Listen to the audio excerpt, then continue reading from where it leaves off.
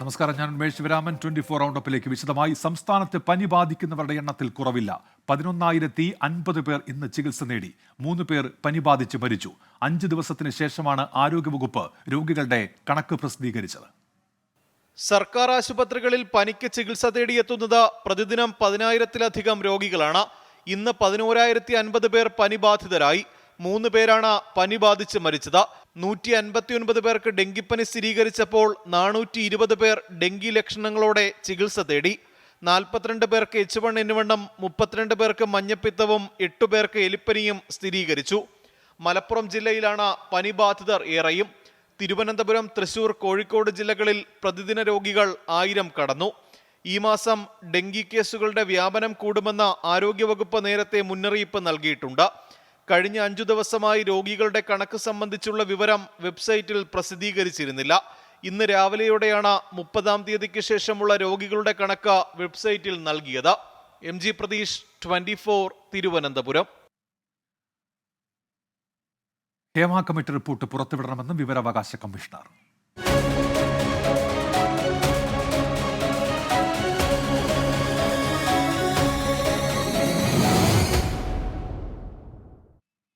Cinema മേഖലയിലെ സ്ത്രീകളുടെ പ്രശ്നങ്ങളെക്കുറിച്ച് പഠിച്ച ജസ്റ്റിസ് ഹേമ കമ്മിറ്റി റിപ്പോർട്ട് പുറത്തുവിടാൻ വിവരാവകാശ കമ്മീഷണറുടെ നിർണായക ഉത്തരവ്.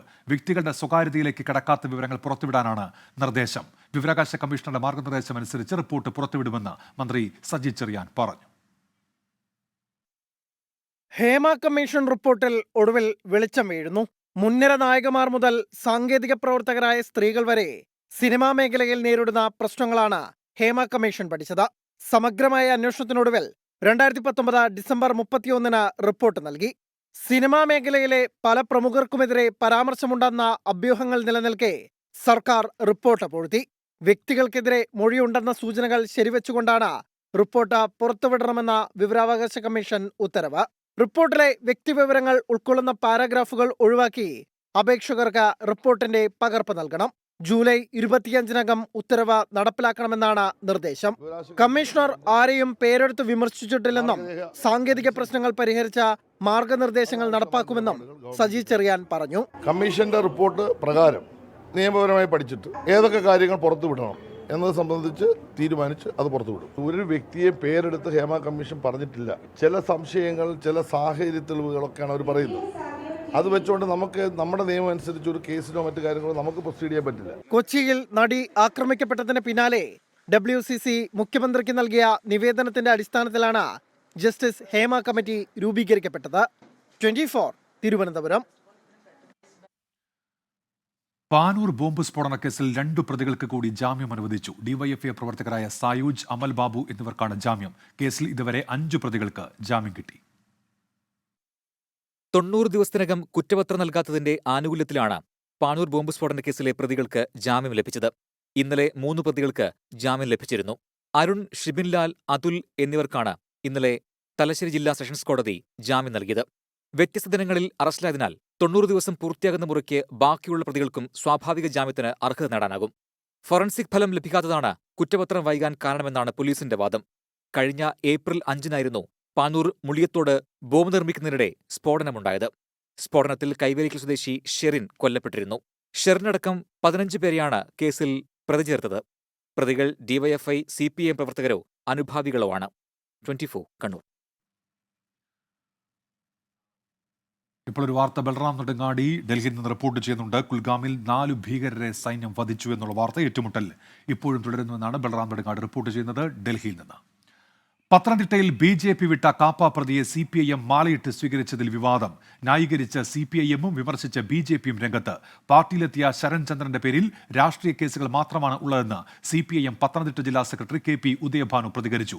ക്രിമിനലുകളെയാണ് CPIM സ്വീകരിച്ചത് എന്ന് BJP സംസ്ഥാന അധ്യക്ഷൻ K സുരേന്ദ്രൻ പറഞ്ഞു.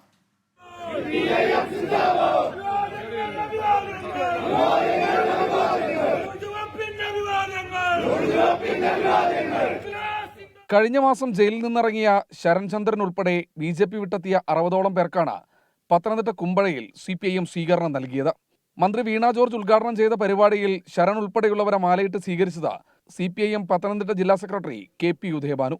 CPIM പ്രവർത്തകരുമായുള്ള സംഘർഷവും സ്ത്രീകൾക്കെതിരായ അതിക്രമവും ഉൾപ്പെടെ 20ഓളം കേസുകളിൽ പ്രതിയായ ശരണിനെ പാർട്ടിയിലേക്ക് സ്വീകരിച്ചത് വിവാദമായതോടെ ന്യായീകരണം. കാപ്പ നിയമപ്രകാരം ശരണിന് താക്കീത് നൽകുക മാത്രമാണ് ചെയ്തിട്ടുള്ളതെന്നും സ്ത്രീക്കെതിരായ അതിക്രമക്കേസ് രാഷ്ട്രീയ പ്രേരിതമെന്നും KP ഉദയഭാനു.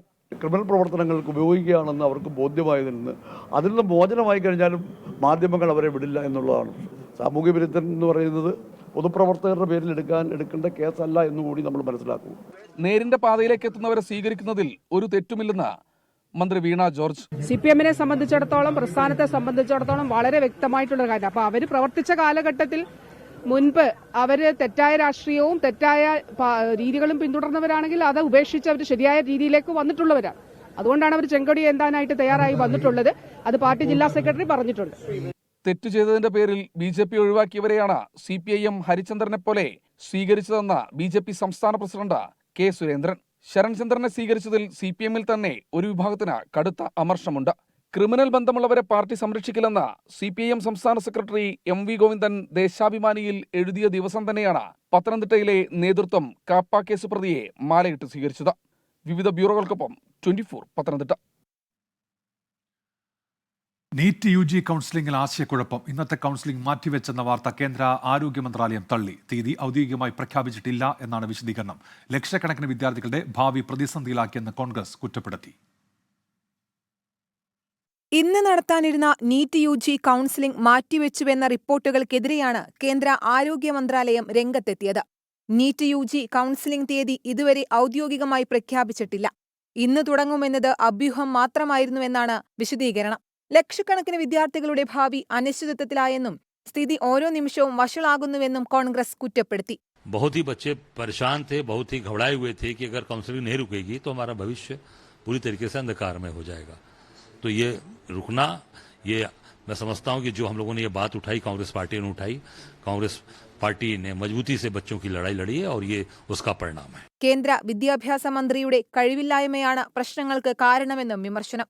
നീറ്റ് UG പരീക്ഷ റദ്ദാക്കണമെന്നാവശ്യപ്പെട്ടുള്ള ഹർജികൾ സുപ്രീം കോടതി തിങ്കളാഴ്ച പരിഗണിക്കും. സുപ്രീം കോടതി ചീഫ് ജസ്റ്റിസ് DY ചന്ദ്രചൂഡ്, ജസ്റ്റിസുമാരായ JB പർദിവാല, മനോജ് മിശ്ര എന്നിവരടങ്ങിയ ബെഞ്ചാണ് ഹർജികൾ പരിഗണിക്കുക.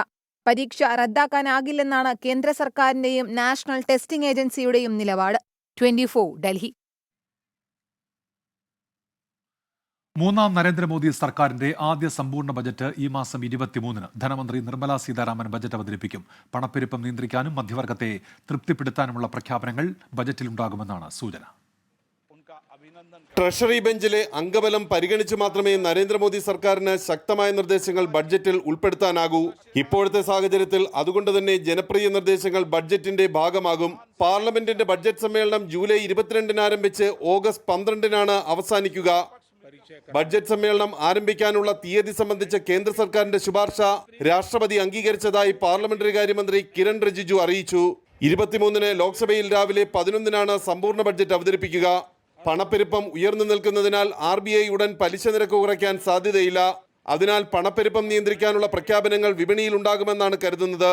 ശമ്പള വരുമാനക്കാരുടെയും ഇടത്തരക്കാരുടെയും അതൃപ്തി കഴിഞ്ഞ തെരഞ്ഞെടുപ്പിൽ തിരിച്ചടിയായെന്നാണ് സർക്കാരിന്റെ വിലയിരുത്തൽ. ഈ വിഭാഗത്തെ തൃപ്തിപ്പെടുത്താൻ ആദായ നികുതി ഘടനയിൽ മാറ്റം വരുത്തിയേക്കും. R. രാധാകൃഷ്ണൻ, 24 ഡൽഹി. കുൽഗാം ഏറ്റുമുട്ടലിൽ തിരിച്ചടിച്ച് ഇന്ത്യൻ സൈന്യം 5 ഭീകരരെ വധിച്ചു എന്ന വാർത്ത വരുന്നു. ബൽറാം നെടുങ്ങാടി ഡൽഹിയിൽ നിന്ന്. ബൽറാം, വിവരങ്ങൾ എന്തൊക്കെയാണ്? ഉന്മേഷ്, കുൽഗാമിൽ ഇന്ന് ഉച്ചയോടെ ഭീകരവാദികളുടെ സാന്നിധ്യമുണ്ട് എന്ന രഹസ്യ വിവരത്തിന്റെ അടിസ്ഥാനത്തിൽ സൈന്യം, സംയുക്ത സുരക്ഷാ സേന തെരച്ചിൽ ആരംഭിച്ചിരുന്നു. ഈ തെരച്ചിലിനിടെയുണ്ടായ ഏറ്റുമുട്ടലിൽ ഒരു സൈനികൻ വീരമൃത്യു വരിച്ചിരുന്നു. ഈ ഏറ്റുമുട്ടലിൽ പരിക്കേറ്റ് ആശുപത്രിയിൽ ചികിത്സയിലിരിക്കെയാണ് സൈനികൻ വീരമൃത്യു വരിച്ചത്. തുടർന്ന് മേഖലയിൽ കൂടുതൽ സൈന്യത്തെ വിന്യസിച്ച് തെരച്ചിൽ ഊർജിതമാക്കിയിരുന്നു സൈന്യം. അതിനിടെയുണ്ടായ ഏറ്റുമുട്ടലിലാണ് ഇപ്പോൾ 5 ഭീകരവാദികളെ സൈന്യം വധിച്ചിരിക്കുന്നത്. 2 ഇടങ്ങളിലായി ഭീകരവാദികൾ ഒളിച്ചിരിക്കുന്നുണ്ട് എന്നായിരുന്നു സൈന്യത്തിന് ലഭിച്ച വിവരം എന്നുള്ളത്. നിലവിൽ ഇപ്പോൾ 3 ഭീകരവാദികൾ കൂടി ഈ പ്രദേശത്ത് ഒളിച്ചിരിക്കുന്നുണ്ട് എന്നാണ് സൈന്യത്തിന് ലഭിച്ചിരിക്കുന്ന വിവരം. പ്രദേശത്ത് ഇപ്പോഴും ഏറ്റുമുട്ടൽ തുടരുകയാണ്. കൂടുതൽ സൈനികരെ ഈ മേഖലയിലേക്ക് എത്തിച്ചിട്ടുണ്ട്. ഭീകരവാദികൾ ഒളിച്ചിരിക്കുന്നതായി സംശയിക്കുന്ന മേഖല പൂർണ്ണമായും സൈന്യം വളഞ്ഞിരിക്കുകയാണ്. ഈ പ്രദേശത്ത് ഇപ്പോഴും ഏറ്റുമുട്ടൽ തുടരുകയാണ്. ഉന്മേഷ്, ശരി. ബൽറാം നെടുങ്ങാടിയാണ് ഡൽഹിയിൽ നിന്ന് വിവരങ്ങൾ നൽകിയത്. ഉത്തർപ്രദേശിലെ ഹാത്രസ് ദുരന്തത്തിൽ ആൾദൈവം ഭോലെ ബാബയുടെ മൊഴി രേഖപ്പെടുത്തി. അജ്ഞാത കേന്ദ്രത്തിലെത്തിയാണ് പോലീസ് മൊഴിയെടുത്തത്. അറസ്റ്റിലായ മുഖ്യപ്രതി ദേവപ്രകാശ് മധുകരന്റെ മൊഴിയുടെ അടിസ്ഥാനത്തിൽ രാഷ്ട്രീയ പാർട്ടികളുടെ പങ്കിനെക്കുറിച്ചും പോലീസ് അന്വേഷണം തുടങ്ങി. ജുഡീഷ്യൽ കമ്മീഷൻ അപകടസ്ഥലത്തെത്തി തെളിവെടുപ്പ് നടത്തി. 121 പേർ തിക്കിലും തിരക്കിലും പെട്ട് മരിക്കാനിടയായ സത്സംഗത്തിന്റെ മുഖ്യ സംഘാടകനാണ് ദേവപ്രകാശ് മധുകർ. കേസിൽ മുഖ്യപ്രതിയായ ദേവപ്രകാശ് ആൾദൈവം ഭോലെ ബാബയ്ക്കെതിരെ മൊഴി നൽകിയിട്ടില്ല. ചില രാഷ്ട്രീയ പാർട്ടികളുടെ പിന്തുണ ഉണ്ടായിരുന്നുവെന്നും സത്സംഗത്തിനു വേണ്ടി പിരിവ് നടത്തിയെന്നും ഇയാൾ സമ്മതിച്ചു. മൊഴിയുടെ അടിസ്ഥാനത്തിൽ ദുരന്തത്തിലേക്ക് നയിച്ച വീഴ്ചകളിൽ രാഷ്ട്രീയ പാർട്ടികളുടെ പങ്കും അന്വേഷിക്കുമെന്ന് പോലീസ് വ്യക്തമാക്കി. അപകടത്തിന് പിന്നാലെ കാണാതായ ആൾദൈവം ഭോലെ ബാബ അജ്ഞാത കേന്ദ്രത്തിൽ ചിത്രീകരിച്ച വീഡിയോയിലൂടെ ഇന്ന് വീണ്ടും പ്രത്യക്ഷപ്പെട്ടു. ദുരന്തത്തിൽ അതീവ ദുഃഖിതനാണെന്ന് ഭോലെ ബാബ. शक्ति दें, सभी शासन एवं प्रशासन पर भरोसा बनाए रखें, हमें विश्वास है. ഭോലെ ബാബ എന്ന സൂരജ് പാൽ നാരായണൻ ഹരിയുടെ മൊഴി അജ്ഞാത കേന്ദ്രത്തിലെത്തി പോലീസ് രേഖപ്പെടുത്തി. ഇയാളെ പ്രതി ചേർക്കുന്നതിൽ ഉത്തർപ്രദേശ് പോലീസ് ഇപ്പോഴും തീരുമാനമെടുത്തിട്ടില്ല. സർക്കാർ നിയോഗിച്ച ജുഡീഷ്യൽ കമ്മീഷനും ഇന്ന് വിവരശേഖരണം ആരംഭിച്ചു. സംഭവസ്ഥലം സന്ദർശിച്ച കമ്മീഷൻ ദൃക്സാക്ഷികളിൽ നിന്ന് മൊഴിയെടുത്തു. 24 ഡൽഹി. സഹപ്രവർത്തകർക്കെതിരായ ലൈംഗിക അതിക്രമ കേസിൽ ഫോറസ്റ്റ് സെക്ഷൻ ഓഫീസർക്ക് suspension. Malayattoor Kurisumudi section officer V വിനോദിനെതിരെയാണ് നടപടി. എസ് ശ്യാംകുമാർ കൊച്ചിയിൽ നിന്ന്. ശ്യാം, വിവരങ്ങൾ. സഹപ്രവർത്തകയെ ലൈംഗികമായി അധിക്ഷേപിക്കുകയും അവരോട് അപമര്യാദയെ പെരുമാറുകയും ചെയ്തതിനാണ് സെക്ഷൻ ഓഫീസർ വിനോദിനെതിരായിട്ട് ഇപ്പോൾ സസ്പെൻഷൻ ഉത്തരവ് ഉണ്ടായിരിക്കുന്നത്. ഈ പരാതിയിൽ വനംവകുപ്പിന്റെ ആഭ്യന്തര സമിതി അന്വേഷണം നടത്തുകയും പരാതി കഴമ്പുള്ളതാണെന്ന് കണ്ടെത്തുകയും ചെയ്തിരുന്നു. ഇയാൾ ജോലി ചെയ്യുന്ന അതേ ഓഫീസിൽ തന്നെയാണ് ഈ യുവതിയും ജോലി ചെയ്തിരുന്നത്. അവരോട് അപമര്യാദയെ പെരുമാറിയതിനാണ് ഇപ്പോൾ ഫോറസ്റ്റ് ഓഫീസറെ സസ്പെൻഡ് ചെയ്തുകൊണ്ട് ഉത്തരവ് ഇറങ്ങിയിരിക്കുന്നത്. ഉന്മേഷ്. എസ് ശ്യാംകുമാർ കൊച്ചിയിൽ നിന്ന്. കാസർഗോഡ് ചിറ്റാരിക്കാലിൽ വയറുവേദനയെ തുടർന്ന് ആശുപത്രിയിലെത്തിയ 17-കാരി ഗർഭിണി ആൺസുഹൃത്തിനെതിരെ പോക്സോ കേസെടുത്തു. അരുൺ പാറക്കലുണ്ട് ഇപ്പോൾ കാസർഗോഡ്. അരുൺ, എന്തൊക്കെയാണ് വിശദാംശങ്ങൾ? ഉന്മേഷ്, കാസർകോട്ടെ ആശുപത്രിയിൽ ഇന്ന് വയറുവേദനയെ തുടർന്ന് ആശുപത്രിയിൽ ചികിത്സയ്ക്കെത്തിയതായിരുന്നു 17-കാരി. 17-കാരിയെ ഡോക്ടർ ചികിത്സിച്ചപ്പോൾ കുട്ടി ഗർഭിണിയാണെന്ന് കണ്ടെത്തി. തുടർന്നാണ് ഡോക്ടർ ചിറ്റാലിക്കൽ പോലീസ് സ്റ്റേഷനിൽ വിവരമറിയിച്ചത്. ഇതിനെ തുടർന്ന് പോലീസ് എത്തി കുട്ടിയുടെ മൊഴിയെടുത്തു. 17-കാരനായ ആൺസുഹൃത്താണ് തന്നെ പീഡിപ്പിച്ചതെന്ന് പോലീസിന് പെൺകുട്ടി മൊഴി നൽകിയിരുന്നു. ഈ മൊഴിയുടെ അടിസ്ഥാനത്തിലാണ് ഇപ്പോൾ ആൺസുഹൃത്തിനെതിരെ പോക്സോ കേസ് എടുത്തിരിക്കുന്നത്. എന്തായാലും അദ്ദേഹത്തിന്റെ അറസ്റ്റ് പോലീസ് രേഖപ്പെടുത്തിയിട്ടില്ല. അന്വേഷണം തുടരുകയാണ്. ഉന്മേഷ്. വിവരങ്ങൾ നൽകിയത്. കാര്യവട്ടം ക്യാമ്പസ് സംഘർഷത്തിൽ SFI പ്രവർത്തകരെ സംരക്ഷിച്ച VCക്ക് രജിസ്ട്രാറിന്റെ റിപ്പോർട്ട്. സംഘർഷം ആസൂത്രിതമല്ലെന്നും വാക്കേറ്റം സംഘർഷത്തിലേക്ക് നീണ്ടതാണെന്നും റിപ്പോർട്ടിൽ പറയുന്നു. ക്യാമ്പസിൽ ഇടിമുറകളില്ലെന്നും പരാമർശമുണ്ട്. റിപ്പോർട്ട് വസ്തുതാവിരുദ്ധമാണെന്ന് പരിക്കേറ്റ KSU പ്രവർത്തകൻ സാൻജോസ് ആരോപിച്ചു.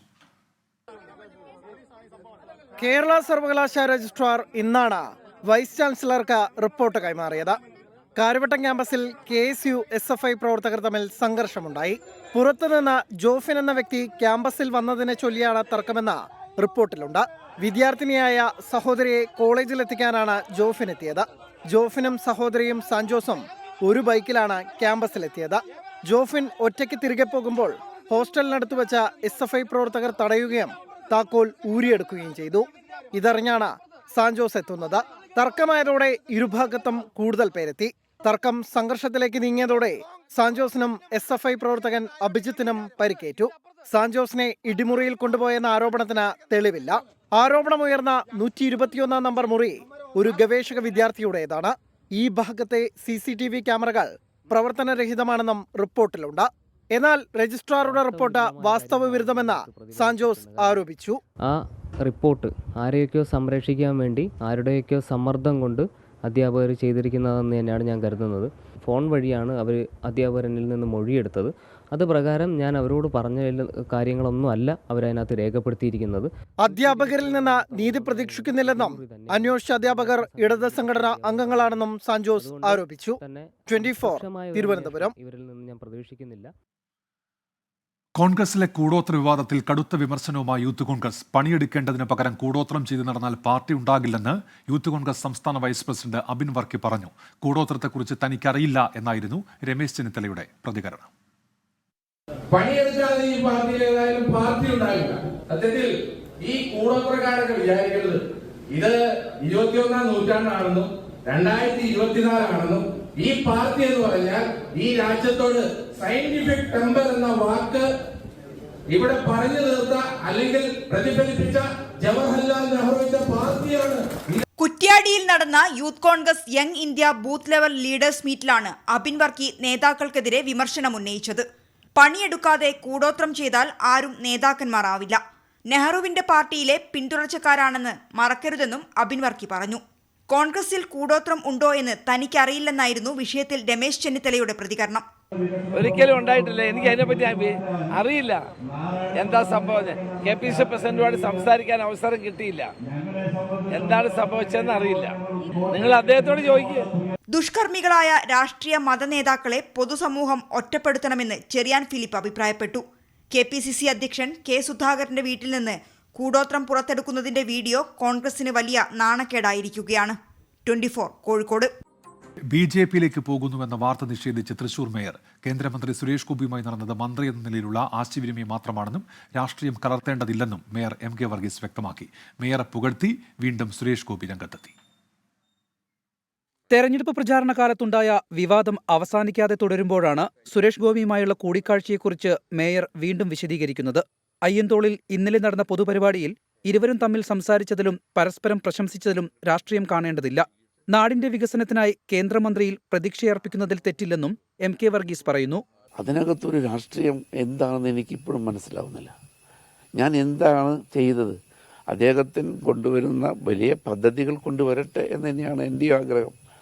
മറ്റു തരത്തിലുള്ള രാഷ്ട്രീയം ഇതിനകത്ത് കൂട്ടിക്കലർത്തേണ്ട യാതൊരു ആവശ്യമില്ല. എൻ്റെ ആദർശം വേറെ, അദ്ദേഹത്തിൻ്റെ ആദർശം വേറെ. അത് തമ്മിൽ സമന്വയിപ്പിച്ച് ഞാനിതിപ്പോൾ BJPയിലേക്ക് പോകുന്നു എന്നൊക്കെ പറയുന്നത് വലിയ തെറ്റായ ഒരു പ്രവണതയല്ലേ.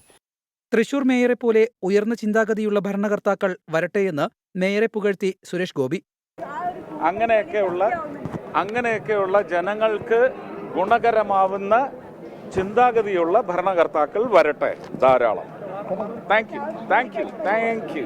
തുടർച്ചയായി സുരേഷ് ഗോപിയെ പ്രകീർത്തിക്കുന്ന മേയറുടെ നിലപാടിൽ കടുത്ത അതൃപ്തിയാണ് CPIക്കുള്ളത്. 24 തൃശൂർ.